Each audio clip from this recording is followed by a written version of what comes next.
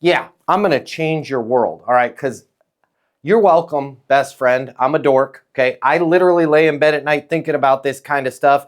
And 20 years ago, bam, ow, it hit me like a ton of bricks. I'm like, keep getting told by my leadership, by my manager, by myself, Matt, you got to follow up. But this word follow up, and I know we don't use it, and we'll talk about that a little bit. This word follow up is just way too vague. All right. So here's what we're going to do right here, right now. We're going to take a minute. I'm going to explain to you there's only 3 types of follow-up. We're not talking about follow back. We're not talking about follow through. We're not talking about that. So we're talking about actual follow-up. There's only 3 types of calls. And then I'm going to give you a game plan for each type of call. It makes it a lot easier. So now you're no longer, I'm just going to make my follow-up calls, right? You're going to be like, it's that type of call, I'm going to do this. If it's that type of call, I'm going to do that. If it's this type of call, I'm going to do this thing, right? So let's go through this right here, right now. If you have notes, if you've got a sword and a shield, maybe take some notes. This is going to help you. Okay, so the 3 types of follow-up calls, if you're looking in your pipeline right now. First one, start a discussion, okay? Now, you may say to yourself, well, that's not a follow-up call, that's a prospecting call. But what if it was an inbound lead?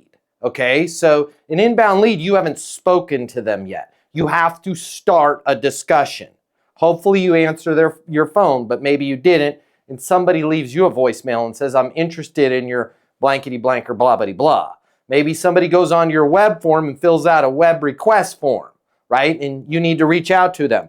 Type number 1, you're going to start a discussion, okay? The second type of follow-up call that you would need to make is after you've spoken with somebody.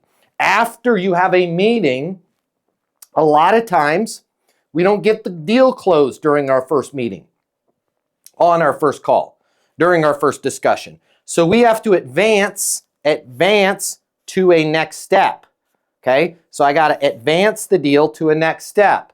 What would be an example of advancing to a next step? Maybe if Rich is really close to signing a contract, the advance would be to get Rich to sign the contract. Maybe the advance is Rich to have a meeting with Rich and Rich's team. Think about all the different ways you have to advance. I see Jason there in logistics. Maybe an advance would be to upload a piece of software so we can get measurements of the space so we know what we're dealing with in terms of square tonnage. I don't know. You guys do. Right? What are the things that need to happen as you're advancing your deal? That's the second type of follow-up call. First type is I haven't had a discussion, I got to start one. Second type of phone call, follow-up call, is I got to advance, I got to move forward, I got to get the contract signed, got to get them to upload some software, upload some documents, I got to have a meeting with their CEO. The last type, there's only 3. The last type of follow-up call is I need somebody to do something that they already agreed to do. I'm going to say that again because, hi, best friends, I'm your only friend that thinks about this kind of stuff. There's a big difference between me trying to advance, let's say I'm talking to Rich, right? Me trying to advance the deal to ask Rich, hey, Rich, does it make sense to sign the agreement? And Rich saying, yes, I do, yes, it does, but Rich hasn't signed the agreement. And I'm still waiting around. It's not showing up in my Dropbox. Right? Maybe Rich needs to send me over some stuff or upload some forms. And he said he was going to do it, but he doesn't do it. Right? I need Rich to do the gosh darn thing that he said he was going to do. So let's go through all 3 of these scenarios right now, and let's make your world a lot easier. Scenario 1, start a discussion. Very, very easy. Hey, Rich, Matt Easton over here at Easton University. Wanted to reach out to you personally, make sure my people got you all the information you needed. Rich is going to say thank you. They all say thank you. Guys, I've been through this rodeo 10,000 times. They all say thank you, okay? Unless you're calling a wrong number in Metairie, Louisiana, and then they say, who this? Who that? Who them saints? Right? Unless you got a wrong number, the person's going to go, thank you. And you're going to go, my pleasure. What can I get you information on? Where are we at? We're starting that conversation through the follow-up of that inbound lead that came in through the web request form. Rich left us a voicemail. Rich, Matt Easton over here at Easton University wanted to reach out to you personally, make sure my people got you all the information you needed on our sales coaching, or in Rich's case, on our mortgages, or in JV's case, on our logistics, whatever it is, right? Oh, thank you, Jason. My pleasure. What can I get you information on? Now, Jason's right into that first call that we talk about on Easton University. He's got that done. Anytime he needs to start a discussion, those are going to be the words that we're going to use. I wanted to reach out to you personally to make sure my people got you all the information you needed. We're coming in with high authority, high credibility. Okay? Now, let's say I've had a discussion with Rich and I need to advance. Let's say the advance is I need Rich to sign an agreement on some software. Or if I'm Chris, who's up on deck first question, Chris needs me to sign the agreement on his consulting services. Hey, Matt, it's Chris Truder here calling to see if it makes sense to get the agreement signed so we can start you on the consulting services, get you well on that way to selling 1.5 million in medical devices there in Osaka, Japan over the next 12 months. I'm on my mobile, 720-660-3202. Chris, don't give him my mobile. That's my mobile. Chris would give him his mobile, right? Now, let's say I answer the phone and it's Chris. He's going to say the exact damn same thing, okay? Matt, Chris Truder over here at Truder Consulting, calling to see if it makes sense, because we already had a discussion. He's not saying, hey, Matt, how's it going? He's not saying, how's your day going? He's not, for sure not saying, if you want to take a hand grenade and stick it under your booty and sit down and wait and see what happens, he's not going, hey, I'm just calling to see if you had any questions from our last discussion about getting you guys medical device sales there, and oh, bam! The grenade will go off. Yes, I do have questions. I don't know what they are, but I better have some questions. People will answer the question that you ask them, including if the question is, do you have any questions? Newsflash, guys, in sales, somebody needs to tell you this. Hi, I will, okay? If somebody has a question, they'll ask it. We don't have to tee that up. All we're doing is screwing up our deals. So calling to see if it makes sense to blank, sign the agreement. Calling to see if it makes sense to get this in front of your board of directors. Calling to see if it makes sense for us to do a scoping conversation, whatever the next step was. Okay? Last type of call, you need them to do something. I need Chris to do something. Chris said he wasn't going to do it, or he was going to do it, but he hasn't. Okay? Chris said he was going to sign my consulting agreement to get so he can help my company sell medical devices in Japan. It's now been 2 weeks.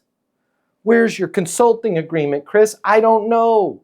What he's not going to do is call Matt and go, hey, Matt, it's Chris over here at Truder Consulting. Haven't seen the agreement.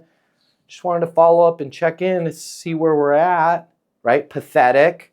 Down here as far as credibility, right? Makes me start to doubt the deal. And he's for sure not going to go, hey, Matt, it's Chris over here at Truder Consulting. Wanted to see if you had any questions. Here's why, guys.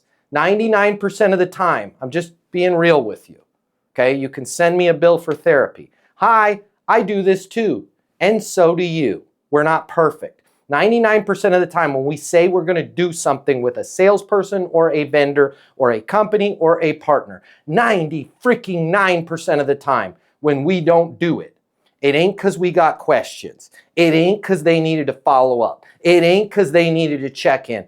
It's because we're lazy and, dare I say, unprofessional and disorganized. But yet nobody is going to admit to that. So if Chris calls me because I haven't signed the agreement in 2 weeks and goes, hey, Matt, it's Chris with Truder Consulting calling to see if we're still on with the deal, I'm going to go, I'm not sure if we are, Chris.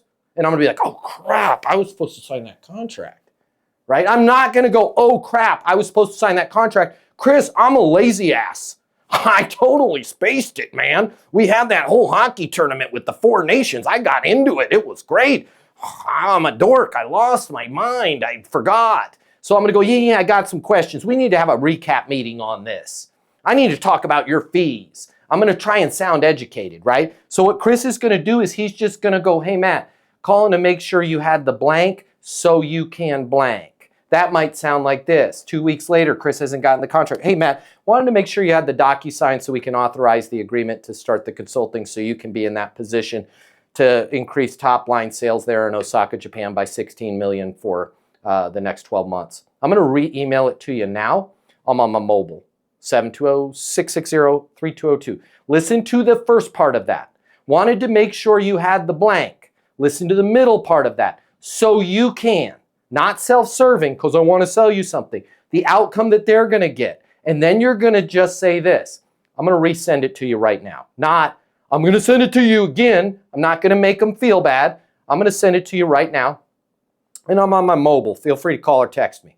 720-660-3202. I'm not saying if you have any questions, right? If they have questions, they'll call. So those are the three things. Started a discussion. Wanted to reach out to you personally, make sure my people got you all the information you need. Move the deal forward, calling to see if it makes sense to blank. Or better yet, as promised, calling to see if it makes sense to blank. Or even better yet, as promised, calling to see if it makes sense to blank so you can increase sales in Osaka by 16 million. And then when they say they're going to do something but they haven't do it, don't punish them, don't make them feel bad, but for sure don't check in, don't follow up, and don't ask them if they have any questions. Just say wanted to make sure you had the blank, even though you know they have it, right? I'm going to send it to you right now. I'm on my mobile, 720-660-3202. When you do this in these three situations, your life will be a ton better. Thank me later. Who's got questions? Chris, go.